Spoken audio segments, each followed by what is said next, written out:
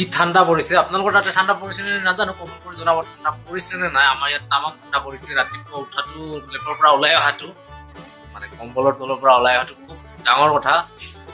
বহুত মানে কি চিন্তা কৰিবলগীয়া বিষয় এইটো যে নহওক উঠিলো উঠি পিনে গা পা ধুলো যে গা পা ধুই দোকান যাব ওলাইছো সময় হৈছে 10টা বাজি দোকান 10টা বজাত যাব ওলাইছো দেৰি হ'ল অলপ ঠাণ্ডাৰ কাৰণে উপায় নাই আৰু তো hello' friends welcome back to my YouTube channel মই ধনজিত আৰু আপোনালোকৰ চেনেল আজি হৈছে কিমান তাৰিখ মই সদায় পাহৰি যাওঁ তাৰিখটো আজি হৈছে ডিচেম্বৰ মাহৰ 14 তাৰিখ নে 15 তাৰিখ চাগে আজি 15 তাৰিখ আৰু এতিয়া সময় হৈছে পিকনিক যোৱাৰ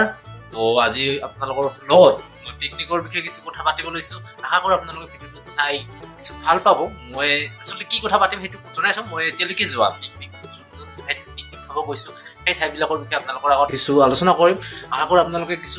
জ্ঞান জানি লাভ কৰিব যিবিলাক যদি যোৱা নাই আপোনালোকে সেই ঠাইবিলাকৰ কিছু জ্ঞান লাভ কৰিব তো গতিকে ভিডিঅ'টো আপোনালোকে লাষ্টলৈকে চাব লাষ্টলৈকে চালে অলপ কিছু জানিব পাৰিব নতুন কথা যদি নাজানে আৰু যদি জানে তেতিয়াহ'লে উপায় নাই তো জানিব পাৰিব তো ভিডিঅ'টো লাষ্টলৈকে চাওক ৰাতিপুৱা দোকান অহাৰ পিছত ব্যস্ত বিভিন্ন কাম যাৰ কাৰণে ব্লগ কৰিব পৰা নাই এতিয়া কৰিব লৈছো তো মেইন কথা হৈছে এতিয়া পিকনিকৰ সময় আৰু মই ক'ত পিকনিক হৈছে এই বিষয়ে কিছু আলোচনা কৰিম মই জীৱনত ফাৰ্ষ্ট টাইম পিকনিক গৈছিলোঁ 2002ত মই ক্লাছ 9ত তাৰ আগতে গৈছিলোঁ সৰু থাকোঁতে তেতিয়া সৰু থাকোঁতে দেউতা মাৰ লগত গৈছিলোঁ সেইটো বেলেগ কথা মই অকলে যোৱা ক্লাছ 9 থাকোঁতে গৈছিলোঁ ফাৰ্ষ্ট যেতিয়া মই ফাৰ্ষ্ট কম্পিউটাৰ শিকিছিলোঁ তাৰ পৰা গৈছিলোঁ আমি হহুৱা হৈছে গোৱালপাৰা ডিষ্ট্ৰিক্টৰ গোৱালপাৰা আৰু মেঘালয়ৰ অসম আৰু মেঘালয় এটা সীমান্ত আপোনালোকে গোৱালপাৰা ডিষ্ট্ৰিক্টৰ এইফালেদি যায় কোনফালে কি কয় ধুকধৰাৰ পৰা সোমাই যায় গতিকে হহুৱা গৈছিলোঁ হহুৱাত খুব ধুনীয়া ঠাই যদি এইটো মানুহ বহুত পিকনিক পাৰ্টি যায় কিছু দূৰ খোজকাঢ়িব লগা হৈছিল তেতিয়া এতিয়া হয়তো কমিউনিকেশ্যন ভাল তেতিয়া মোটামুটি আধা ঘণ্টামান খোজকাঢ়ি যাব লগা হৈছিলে খুব ধুনীয়া ঠাই ভাল লাগে গৈছিলোঁ তো ফাৰ্ষ্ট টাইম মই হহুৱা গৈছিলোঁ কিন্তু তেতিয়া মোৰ যিহেতু একো মোবাইল নাছিলে একো কেমেৰা নাছিলে গতিকে তাৰ মই ফটো আপোনালোকক দেখুৱাব নোৱাৰিম আজি তো তাৰ বিষয়ে এইটো আপোনালোকে চাৰ্চ কৰিব হহুৱা বুলি আপোনালোকে দেখা পাব হহুৱাত খুব ধুনীয়া প্লেচ তাৰপিছত ছেকেণ্ড টাইম মই পিকনিক গৈছোঁ শ্ৰীসূৰ্য পাহাৰ ঐতিহ্যমণ্ডিত শ্ৰীসূৰ্য পাহাৰ গোৱালপাৰাত অৱস্থিত আপোনালোকে চবেই জানে চাগে শ্ৰীসূৰ্য পাহাৰৰ নাম শুনিছে খুব ধুনীয়া আৰু ঐতিহ্যমণ্ডিত য'ত অভয়াপুৰীৰ ৰাণী অভয়েশ্বৰীৰ কিছু তাতে অৱদান আছে কি অৱদান আছে সেই বিষয়ে আজি কথা নাপাতো পিছত কেতিয়াবা কথা পাতিম শ্ৰীসূৰ্য পাহাৰ গোৱালপাৰাৰ মৰনৈত অৱস্থিত মৰনৈৰ ওচৰত যিটো আচলতে আমাৰ অঞ্জলিৰ ঘৰৰ ওচৰতে অঞ্জলিহঁতৰ ঘৰৰ পৰা 5 কিলোমিটাৰমান হয় 5 কিলোমিটাৰমান আঁতৰত অৱস্থিত শ্ৰীসূৰ্য পাহাৰ খুব ধুনীয়া আপোনালোকে যদি আহিব পাৰে খুব ধুনীয়া এইবাৰ পিকনিকৰ হেৰি নাই পিকনিক খাব নিদিয়ে এনেই মানুহ ঘূৰিব আহিব পাৰিব পিকনিক খাব নিদিব এইবাৰ কালি নে পৰহি মই দেখা কিবা এটা নিউজ পাইছোঁ তেনেকুৱা নাজানো এতিয়া কিমান দূৰ সঁচা খুব ধুনীয়া শ্ৰীসূৰ্য পাহাৰ এইটো গৈছিলোঁ মই আৰু এটা মোৰ ভিডিঅ' আছে মোৰ ইউটিউবত মোৰ চেনেলত চালে পাব শ্ৰীসূৰ্য পাহাৰৰ এটা ভিডিঅ' আছে তথাপিও মই দুটামান শ্ৰীসূৰ্য পাহাৰৰ দুখনমান ফটো আপোনালোকক দেখুৱাই লৈছোঁ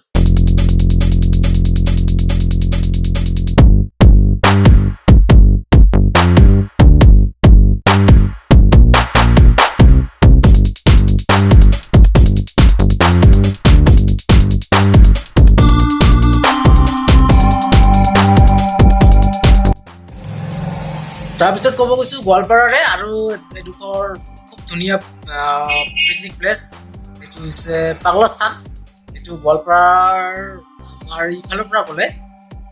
নৰনাৰায়ণ ব্ৰিজ পাৰ হোৱাৰ পিছতে ইফালেদি সোমাই যাব লাগে পাগলাস্থান বুলি তাতেও পিকনিক পাৰ্টি খুব হয় ভাল লাগে ধুনীয়া ঠাই আপোনালোকে যাব পাৰে মই গৈছোঁ ভাল লাগিছে তাৰপিছত আমি লাষ্টলি গৈছোঁ অলপ ডাঙৰ হোৱাৰ পিছত ডিগ্ৰী চিগ্ৰী কৰি থকা সময়ত তেতিয়া গৈছোঁ ভৈৰৱকুণ্ড হৈছে ওদালগুৰি ডিষ্ট্ৰিক্ট চাগে ওদালগুৰি ডিষ্ট্ৰিক্ট ভৈৰৱকুণ্ড হৈছে অসম ভূটান আৰু অৰুণাচলৰ সীমান্ত অসমত পৰে ভৈৰৱকুণ্ড ঠাইডোখৰ কিন্তু লগতে লাগি আছে ভূটান আৰু লগতে লাগি আছে অৰুণাচল আপোনালোকে তাতে গ'লে আপোনালোকে ভূটানো চাই আহিব পাৰিব ভূটানৰ দৃশ্য দেখা পাব ভূটানৰ গাঁও নহয় আচলতে গাঁও মানুহৰ ঘৰ দেখা পাব ভূটানত সোমাব পাৰিব টাউন নে কি এইবিলাক নাজানো একদম ভূটানৰ যিটো মানুহৰ সংখ্যা খুব কম এতিয়া সৰু টাউন আপোনালোকে দেখা পাব সেইফালেদি সোমাব পাৰিব ভূটান দেখা পাব তাৰপিছত ভৈৰৱকুণ্ড খুব ধুনীয়া ঠাই বহুত ধুনীয়া মই যোৱা পিকনিকত যিমান ঠাইত গৈছোঁ সেই ঠাইবিলাকৰ পৰা যদি আপোনালোকে মানে কি কৰিব দিয়ে মোক মানে টপ 5 বা টপ 5 যদি দিব বিচাৰে টপ 5 বা টপ 3 যদি দিব বিচাৰে তেতিয়াহ'লে ভৈৰৱকুণ্ড 2 নম্বৰত থাকিব মোৰ টপ 5ত অসমৰ টপ 5 পিকনিক প্লেছত মই ভিজিট কৰা যদি দিব বিচাৰে ভৈৰৱকুণ্ড 2 নম্বৰত থাকিব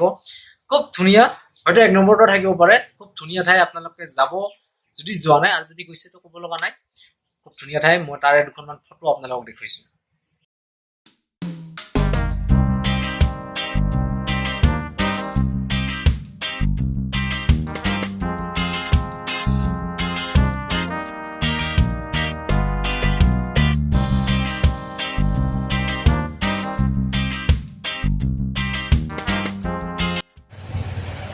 ভৈৰৱকুণ্ডৰ দৃশ্য দেখুৱালোঁ ফটো দেখুৱালোঁ আশা কৰোঁ আপোনালোকে চাই ভাল পালে তাৰপিছত মই গৈছোঁ ভালুকপুং মই আচলতে ভৈৰৱকুণ্ড 2বাৰ গৈছোঁ তাৰপিছত মই গৈছোঁ ভালুকপুং নেক্সট আজি যোৱা বছৰ আগৰ বছৰ 2019ত 18ৰ 25 ডিচেম্বৰ আমি প্ৰত্যেক বছৰৰ 25 ডিচেম্বৰ তাৰিখে পিকনিক যাওঁ এইবছৰো যাম পিকনিক 25 ডিচেম্বৰ তাৰিখে যাম বুলি ভাবিছোঁ নাজানো এইবাৰ কি হয় তথাপিও যোৱাটো মোটামুটি ফাইনেল 18 ডিচেম্বৰত গৈছিলোঁ 18 ডিচেম্বৰ 25 তাৰিখে গৈছিলোঁ ভালুকপুং হৈছে তেজপুৰ মানে শোণিতপুৰ জিলাৰ তেজপুৰৰ পৰা 70 কিলোমিটাৰমান আঁতৰত অৰুণাচলৰ ভিতৰত খুব ধুনীয়া ঠাই খুব মানে যিটো পাহাৰ নিজৰা এনেকুৱা সৌন্দৰ্যৰে ভৰপূৰ ঠাই আপোনালোক ফটো দেখুৱাই লৈছোঁ এইবাৰ চাই লওক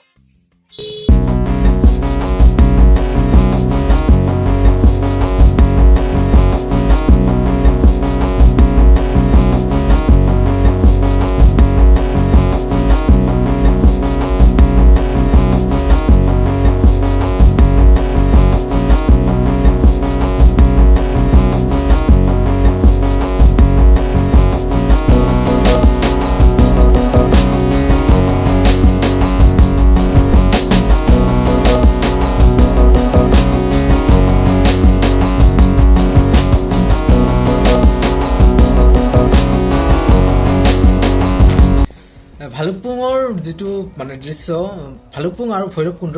এই যদি মোক টপ 5 বিচাৰিব দিয়ে ঠিক কৰিব দিয়ে অসমৰ ভিতৰত তেতিয়াহ'লে ভালুকপুং আৰু ভৈৰৱকুণ্ড এই দুটাৰ মাজত মোৰ কনফিউজন হ'ম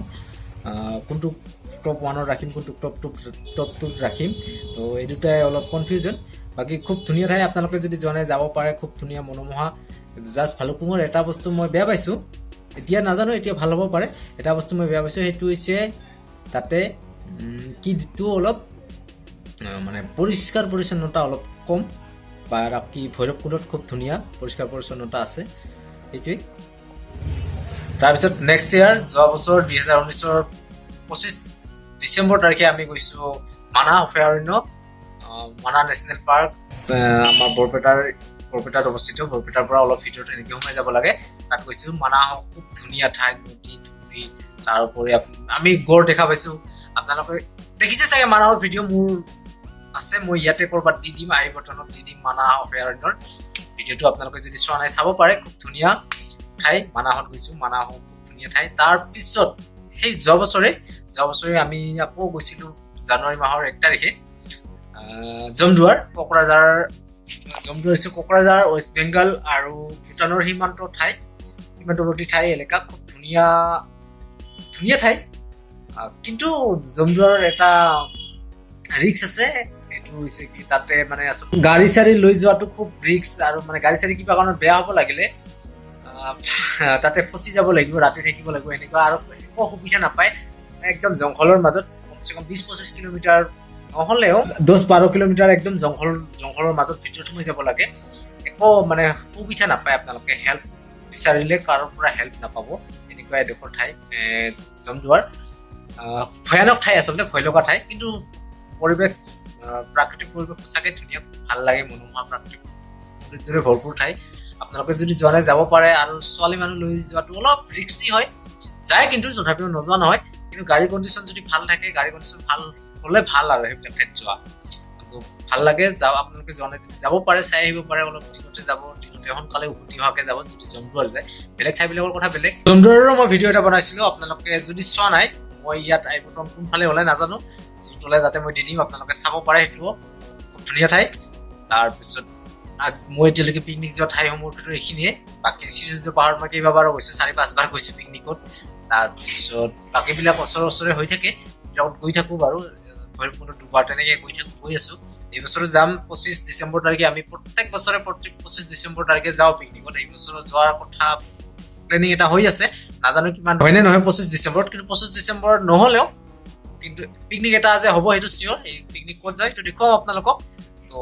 আজিৰ ভিডিঅ'টো ইমানতে সামৰিছোঁ। আশা কৰোঁ যিসকলে এতিয়ালৈকে পিকনিকত যোৱা নাই